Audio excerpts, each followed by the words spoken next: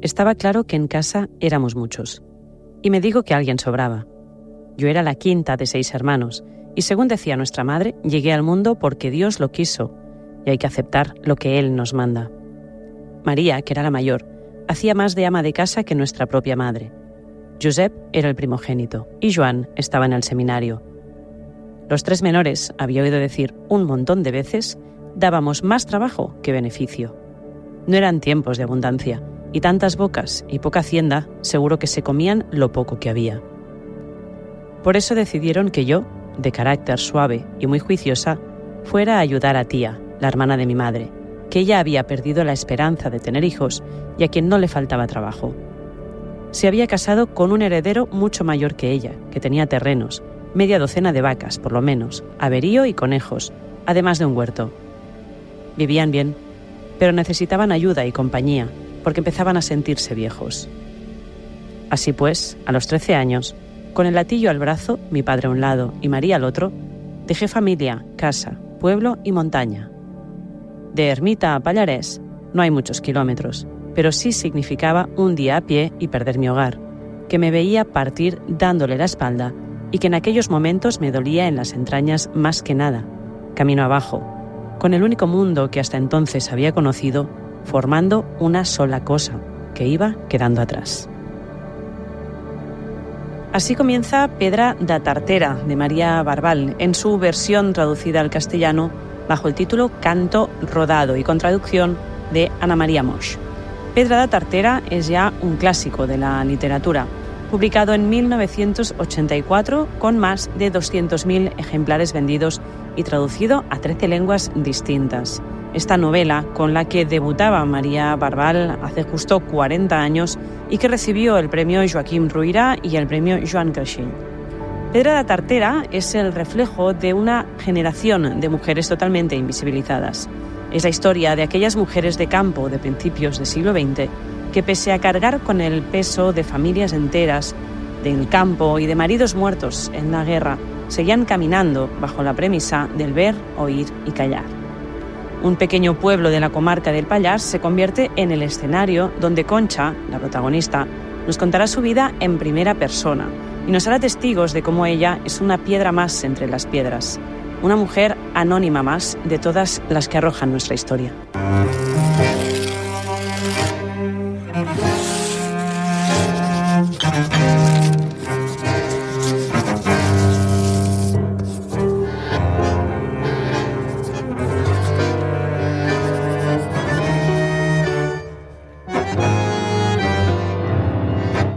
María Barbal, muchísimas gracias por venir a De Puño y Letra, a este pequeño saloncito literario que tenemos aquí organizado. Muchísimas gracias.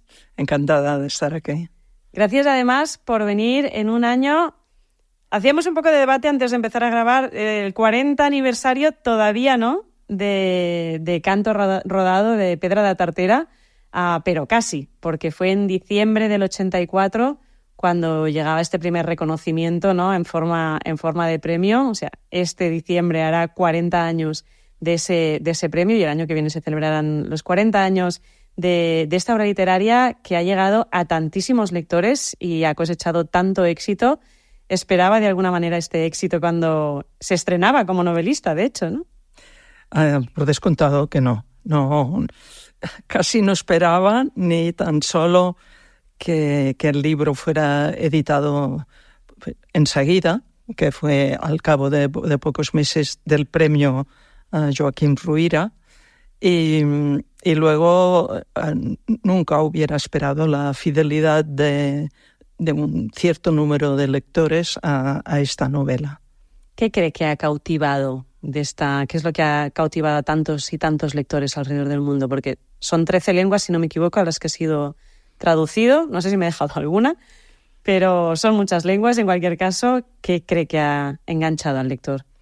Bueno, se puede especular, pero realmente no lo sé. Puede que sea porque la novela explica la vida de una mujer humilde, podríamos decir, en un momento de dificultad. O sea, antes de la Guerra Civil Española, durante y posteriormente, justo la posguerra, que significará la migración del campo, de montaña a ciudad. Uh-huh. ¿Hasta qué punto era en ese momento cuando salió la obra en el 85? Vamos a hacerlo bien. En el 85, ¿hasta qué punto era necesario una novela situada en un entorno rural? Quizá en una época en la que precisamente se estaba intentando ir hacia la modernidad. Aparece María Barbal con una novela totalmente rural, donde además la protagonista es una mujer en un entorno tan lejos de esa modernidad, ¿no? Bueno, porque normalmente no hay una idea prevista de en qué momento se encuentra la literatura en el país y qué estás escribiendo. Yo escribía porque necesitaba explicar esa historia, me había afectado profundamente y buscaba de alguna manera comprensión, buscaba una justicia poética porque sabía que no podía ser de material y verdadera, pero claro, no pensaba ni sabía tan solo en qué momento literario me encontraba, aunque luego comprobé que el hecho de ser una novela rural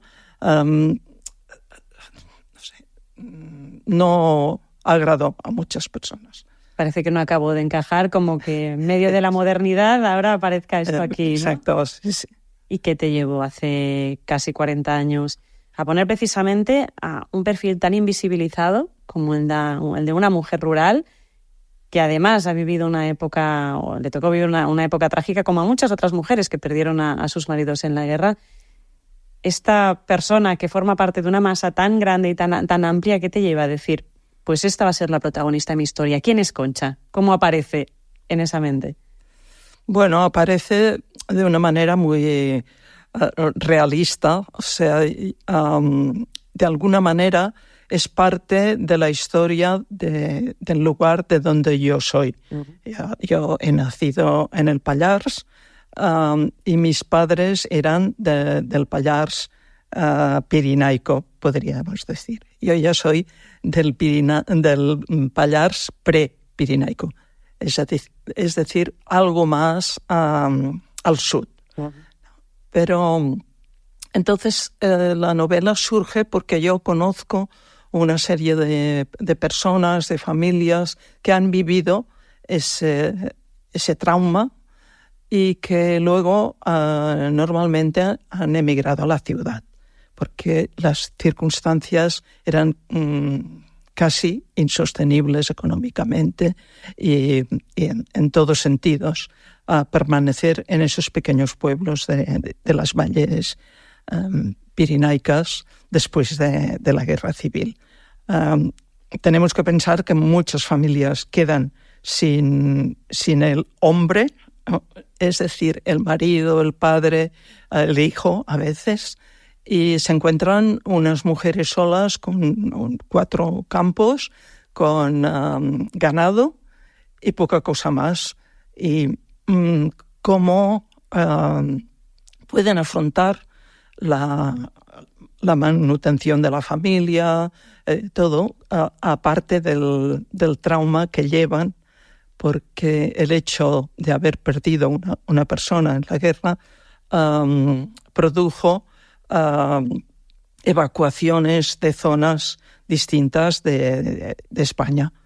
O sea, desde Lleida, por ejemplo, se va a Aragón, a Huesca, de Huesca van a Olot, etcétera, ¿no? Eso se produce y entonces estas personas están en una situación psicológica, social y económica que es inferior a 0. Eso trae como consecuencia, pues, en gran parte la migración del campo a la ciudad y otras consecuencias más graves, pero de evolución más lenta. La novela está dividida en 3 bloques que podríamos un poco clasificar como las etapas vitales de Concha, ¿no? Por un lado tenemos esa etapa más adolescente, que empieza cuando se va de casa de sus padres, cuando le invitan de alguna manera a irse a vivir con sus tíos, que luego entraremos más en esta parte en concreto, y que acaba con el primer amor, cuando se enamora, ¿no? Por primera vez, cuando conoce a Jaume. Tendríamos una segunda fase que quizá Concha la podría calificar como la etapa feliz, en la que forma una familia, tiene sus hijos, construye su hogar y mantiene ese amor hacia Jaume durante toda esta fase. Y una tercera etapa mucho más dura, mucho más triste, que es cuando aparece la guerra y un poco todo se acaba de deshacer, ¿no? Tenemos 3 etapas, tenemos toda una vida y sin embargo tenemos una novela muy cortita que pasa rapidísimo. A mí me llama mucho la atención si es de alguna manera algo buscado con esta sensación de la vida pasa demasiado rápido o es simplemente un sello de María Barbal. Bien, podría decir que seguramente no era en ese momento capaz de escribir ampliamente sobre ese tema, sobre esos personajes que en gran parte eran copiados de personas reales que yo conocía. Y yo era una persona que no tenía experiencia narrativa literaria, más que había escrito algún cuento breve, pero sin más importancia. No era la persona que decía yo quiero ser escritora, quiero escribir una novela. Yo escribí porque había como una llamada que me llevaba a explicarme de esa manera, porque era la manera que yo entendía más fácil para mí, porque hablar me costaba en ese momento muchísimo más que escribir y por tanto evidentemente es una novela que podría ser mucho más extensa, podría tener muchísimos más detalles, más personajes, paisajes y el argumento podría ser más rico, más como un gran árbol con ramas y hojas y de todo, frutos, etcétera. Pero era ese momento mío y era el momento de escribir ese argumento y así fue. Y salió así, pero de alguna manera fue más la necesidad de compartir esa historia la que generó que acabara existiendo Pedra de Tartera y no la necesidad de voy a escribir un libro. Es una forma muy bonita en realidad, ¿no? Es la necesidad absoluta de compartir algo que estaba ahí dentro. Totalmente. Yo siempre he dicho, cuando me han preguntado sobre ello, que esa novela me hizo escritora, que yo no lo era antes ni durante la escritura. Pero después, cuando tomé conciencia que había sido capaz de explicar esa historia con la posibilidad de haberlo hecho mucho mejor, por descontado, yo me di cuenta que la experiencia me había abierto un camino. Uh-huh. Vamos a analizar un poquito estas 3 fases que decíamos. Yo quería ir a la fase inicial, que es algo como que se dice o se explica muy de pasada, dando por hecho que es algo muy común en esa época, pero que en la actualidad sería algo bastante extraño, ¿no? Que es directamente tú estás en una familia con tus hermanos y con 13 años te hacen irte a vivir con otros familiares y no sabes cuándo vas a ver más a tu familia, por el hecho de que aquí no hay para todos.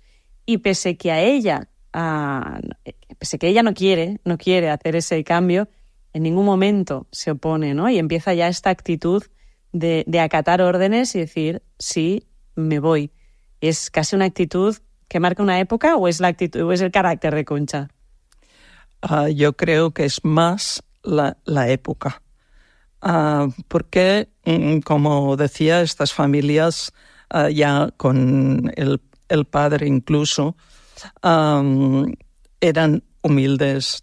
Eran pueblos pequeños con pocas tierras. En invierno nevaba mucho, helaba, y por tanto la economía bajaba mucho sus posibilidades, y que se vivía casi exclusivamente de aquello que se producía.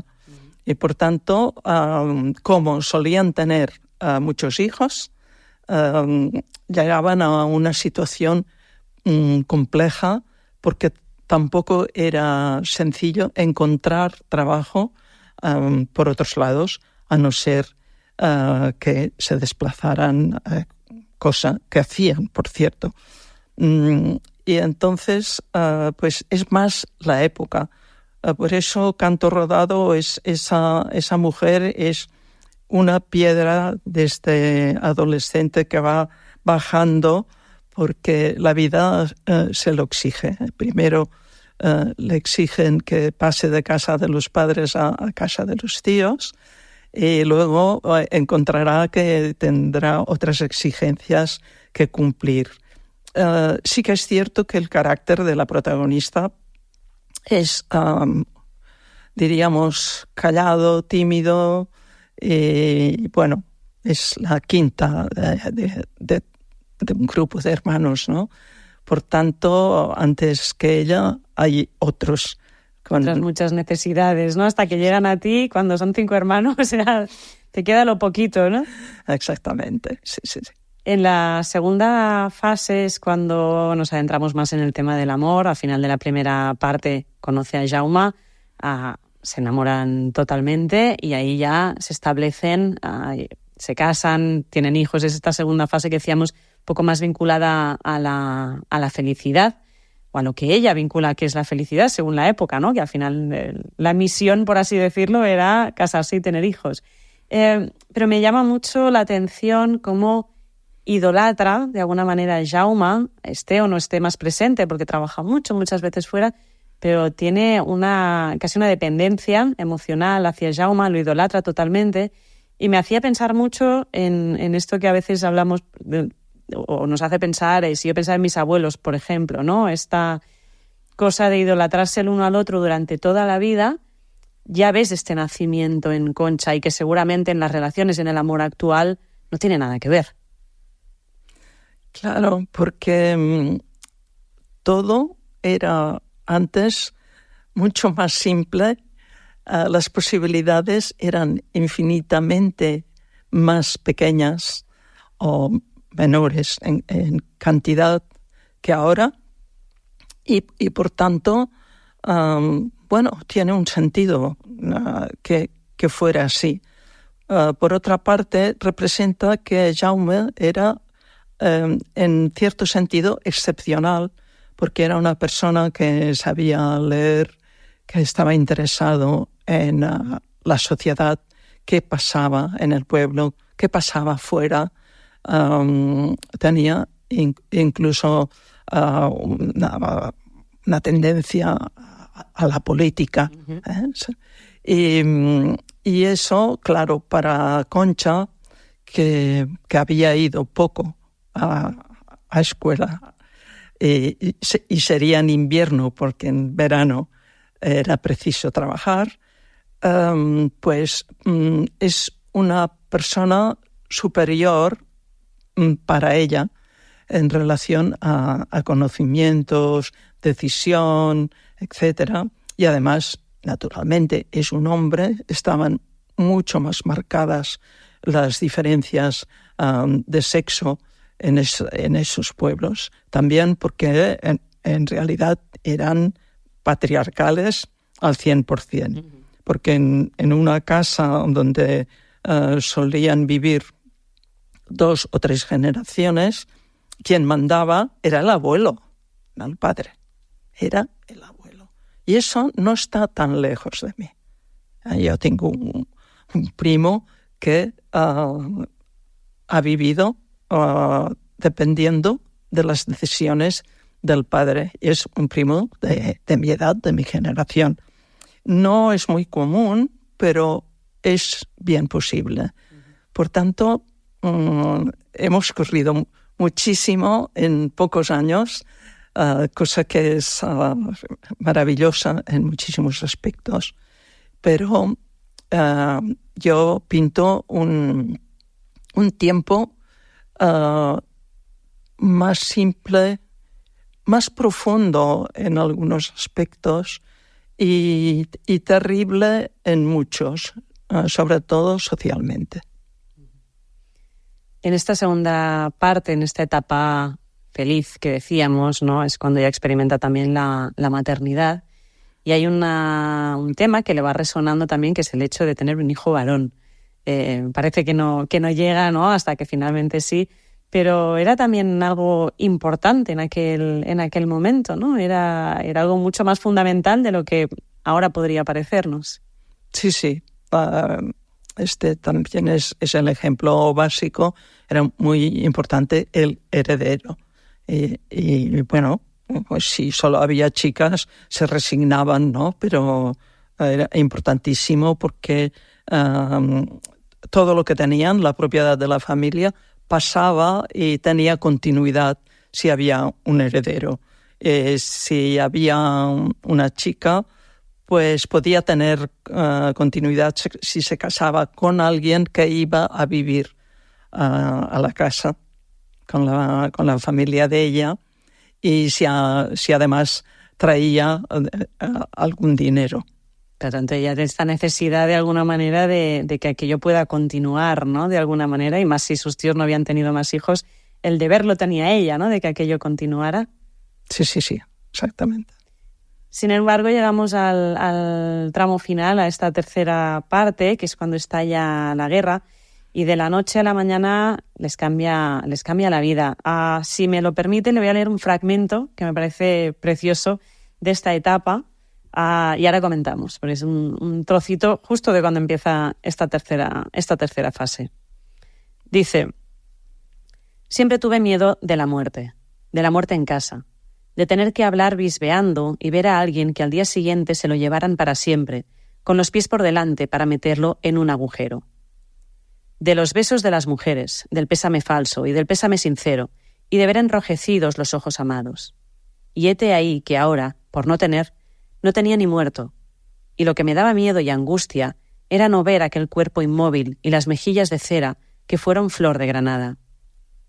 Sentía tristeza y no tenía muerto a quien cerrarle los ojos, ni velar ni comprar un ataúd, ni acompañar al cementerio con flores recién cortadas y llorar lenta y largamente.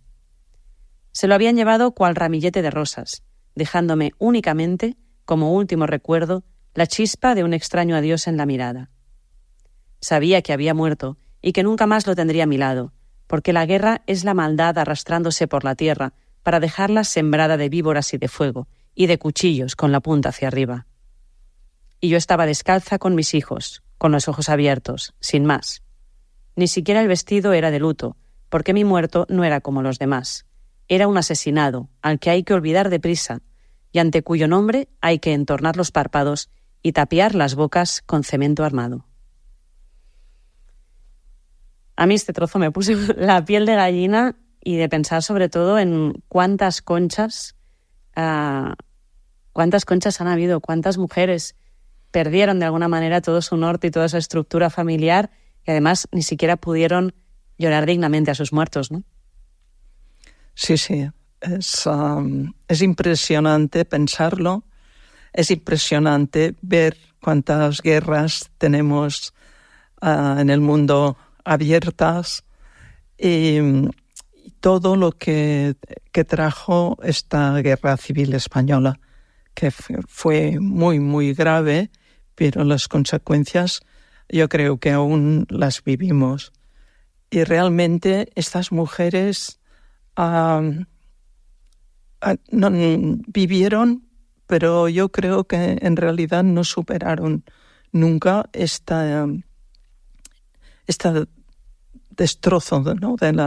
de su familia, de su vida, porque hay un antes y un después que